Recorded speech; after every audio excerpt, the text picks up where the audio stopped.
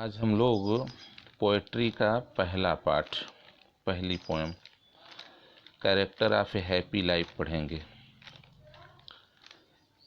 अच्छे या सुखी या प्रसन्न जीवन के क्या चरित्र है, क्या लक्षण है, इसके बारे में हम जानेंगे कवि के विचार को।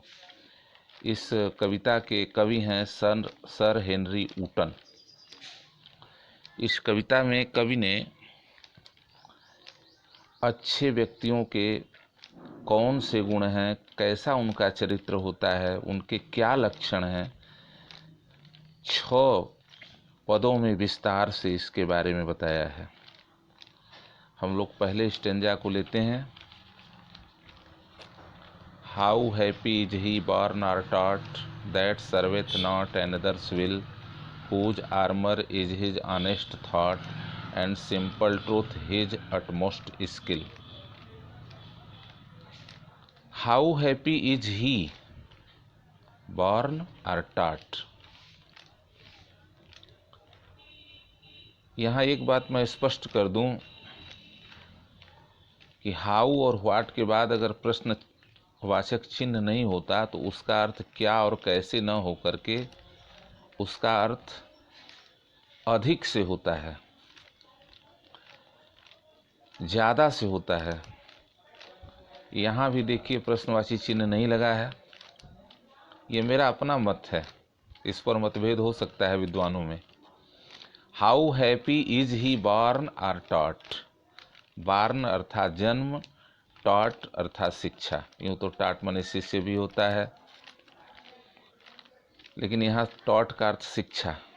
तो वह व्यक्ति जन्म से और शिक्षा से बहुत प्रसन्न है। How happy is he means he is very happy. How को हम वेरी के रूप में ले लेते हैं। That serveth not another's will.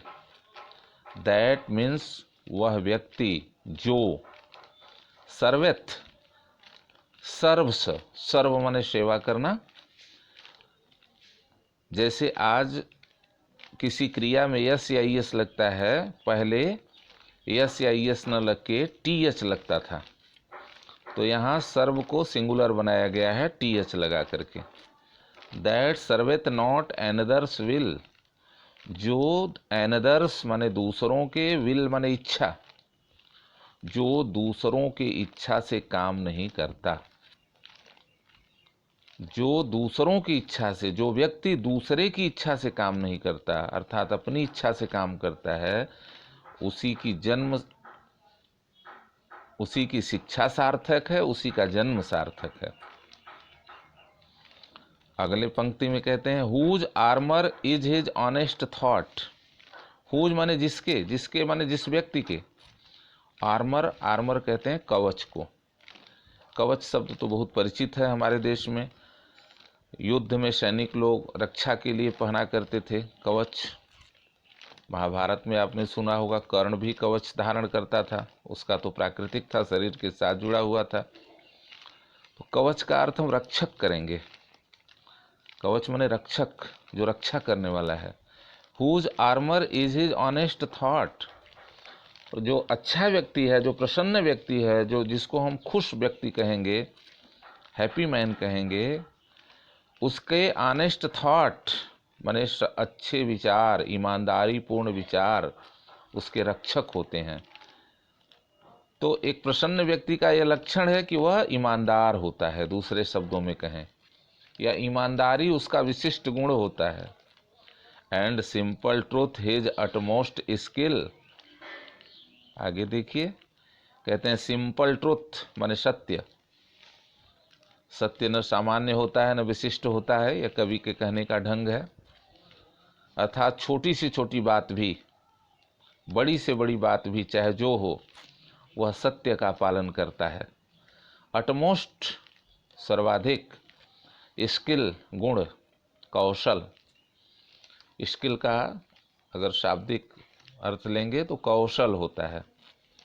कौशल माने विशिष्ट गुण वाला। कोई भी व्यक्ति किसी क्षेत्र में कुशल है तो वह उसका कौशल है। तो जो एक प्रसन्न व्यक्ति होता है, सत्य उसका कौशल होता है, वह सत्य का पालन करता है। How happy is he born or taught that serveth not another's will. जो एक प्रसन्न व्यक्ति होता है वह दूसरों के अधीन नहीं होता, दूसरे के वश में नहीं होता, वो परवश नहीं होता, वो स्ववश होता है। ए happy man is an independent person. He follows the honesty and truth. He believes in honesty. He believes in truth. He believes in honest conduct, truth conduct. He has many qualities like honesty, truth. और कवि एक विशेष बात कहता है कि पढ़े लिखे तो सभी लोग होते हैं, लेकिन अगर परवश व्यक्ति होता है, दूसरे के अधीन होता है, दूसरे के वश में होता है, तो वहाँ भी उसके शिक्षा की धार कुंद हो जाती है। वो शार्पनेस जिसको हम कहते हैं, शार्प, जिसको तेज हम कहते हैं हिंदी में, वो वहाँ नहीं होती।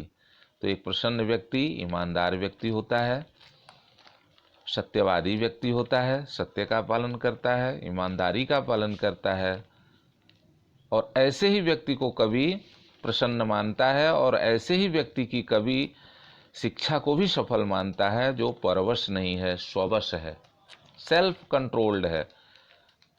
ही is not controlled by another person. आइए दूसरे स्टेंजा को लेते हैं। Whose passions not his masters are, whose soul is still prepared for death, untied unto the world with care, a princely love or vulgar breath. Whose passions not his masters are। जो प्रसन्न व्यक्ति है वह किसी patience के अधीन नहीं होता। पैशन, पैशन का होता है अर्थ प्रबल इच्छा, अत्यंत प्रबल इच्छा। उर्दू में उसी के लिए जुनून शब्द का प्रयोग करते हैं, और आजकल आधुनिक बड़ा प्यारा शब्द है उसके लिए, पैशन के लिए, दीवानगी। तो जो किसी दीवानगी के वश में वो नहीं होता, किसी चीज के लिए वो दीवाना नहीं होता। जो प्रसन्न व्यक्ति है वो अपने पैशंस के अधीन नहीं होता कि जो मन में प्रबल भावना उठे वो उसके पीछे दौड़ पड़े। मास्टर, मास्टर मीन्स मालिक। तो पैशन अगर जिसका मालिक हो जाएगा, विवेक वहाँ नष्ट हो जाएगा, और विवेक नष्ट हुआ तो वो व्यक्ति नष्ट हो जाएगा। यहाँ ये ध्यान रखना है। तो whose passions not his masters are, जो अच्छा व्यक्ति होता है वह किसी पैशन के अधीन नहीं होता, पैशन के वश में नहीं होता। और whose soul is still prepared for death. और ये पूरे लाइन का अगर एक लाइन में अर्थ करें तो वह मृत्यु की परवाह नहीं करता। हुज सोल माने उसकी आत्मा, उसका मन, स्टिल तैयार रहती है, प्रिपेयर्ड तैयार रहती है फॉर डेथ, मरने को। मरने को तैयार रहने का अर्थ क्या है? ये तो पागलपन हुआ। तो इसका लाक्षणिक अर्थ ये होगा कि वो मृत्यु की परवाह नहीं करता। कहा भी जाता है महापुरुषों के लिए, अद्ययो मरणम वा कदाचित, आज मरूं या कल मरूं, न्यायात पथः प्रवचलंत न धीरा। जो धीर पुरुष होते हैं, विद्वान पुरुष होते हैं, योग्य पुरुष होते हैं, वो न्याय का पथ नहीं छोड़ते। तो एक प्रसन्न व्यक्ति जो होता है वह मृत्यु की परवाह नहीं करता। Untied unto the world with cares, और वो अनटाइड होता है, मुक्त। टाइड माने बंधा हुआ, अनटाइड माने मुक्त। वर्ल्ड विथ केयर मीन्स सांसारिक चिंताओं से वो मुक्त होता है, उसे कोई संसार की चिंता नहीं होती। वो जानता है कि मैं अच्छा हूँ तो मेरा परिणाम भी अच्छा ही होगा, मेरे कार्य के परिणाम भी अच्छे आएंगे। हो सकता है उसमें बाधा आए, लेकिन वो उसकी चिंता नहीं करता। A princely love or vulgar breath. और अंतिम लाइन में क्या कहते हैं कि एक अच्छा व्यक्ति जो होता है वो ये परवाह नहीं करता कि वो राजा मुझसे प्रसन्न है अथवा खुश नाराज है। वो प्रिंसली लव की परवाह नहीं करता। प्रिंसली लव माने बड़े लोगों के प्रेम, राजकुमार भी कह सकते हैं। तो राजकुमार तो सामान्य व्यक्ति नहीं होता। और प्रिंसली का एक सामान्य अर्थ करें तो बड़े लोग कह सकते हैं। तो वो बड़े लोगों के प्रेम का आकांक्षी नहीं होता, और न तो वल्गर ब्रेथ या जीवन के जो आने वाले कष्ट हैं उनकी भी वो चिंता नहीं करता। अब यहाँ वल्गर ब्रेथ का अर्थ, वल्गर माने खराब भी होता है, वल्गर माने अश्लील बातें भी होती हैं, वल्गर माने गाली भी अगर एक अर्थ उसका प्रयोग कर सकते हैं, अपशब्द भी हो सकता है। और ब्रेथ का यहाँ सांस लेने से अर्थात उसके जीवन में खराब बातों का महत्व नहीं होता। वह किसी के वल्गर ब्रेथ माने उसके बारे में अगर कोई कुछ गलत कहता है तो उसकी भी वो चिंता नहीं करता। जो एक अच्छा व्यक्ति है, जो प्रसन्न व्यक्ति है, उसके बारे में अगर कोई गलत कहता है तो वो उसकी भी परवाह नहीं करता। न तो वो बड़े लोगों की चिंता करता है, न छोटे लोगों की चिंता करता है, बल्कि वो अपने आप में रमा हुआ होता है। ही believes in himself, he believes in path of honesty, truth.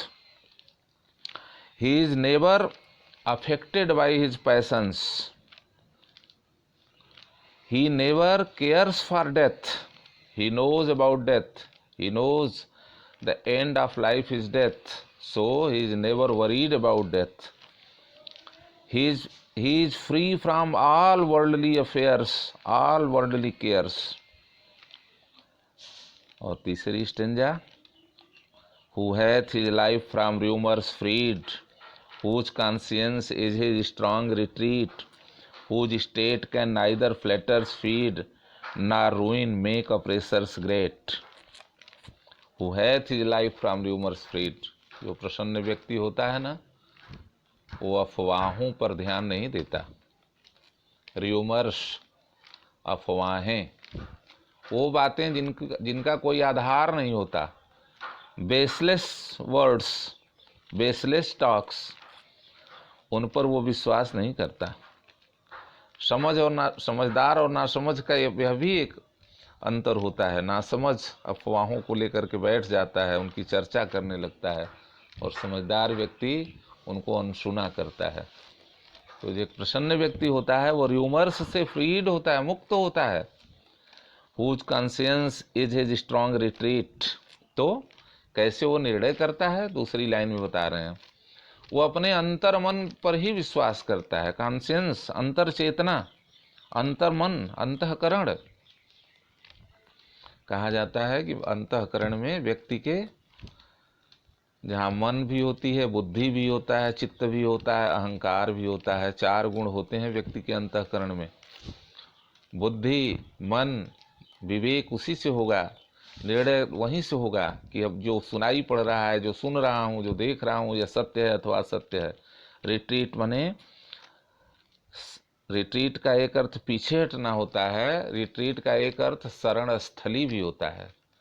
तो वह व्यक्ति बाह्य जगत में शरण स्थली न तलाश करके अपने अंतर मन में शरण स्थली, अपना शरण स्थली बनाता है। वो बाहरी शब्दों पर विश्वास न करके अपने अंतर मन की आवाज़ पर विश्वास करता है।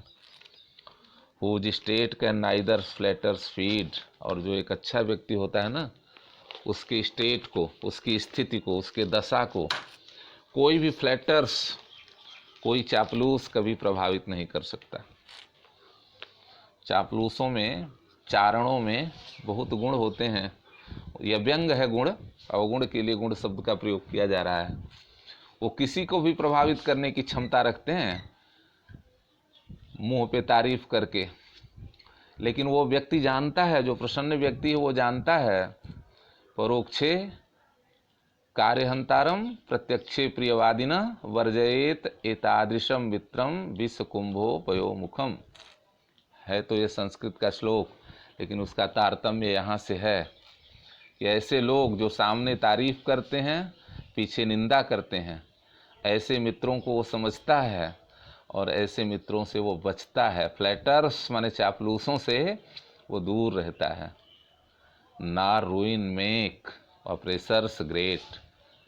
अप्रेशर, अत्याचारी, आक्रांता, ऐसे व्यक्ति का कोई आक्रांता भी कुछ नहीं बिगाड़ पाता।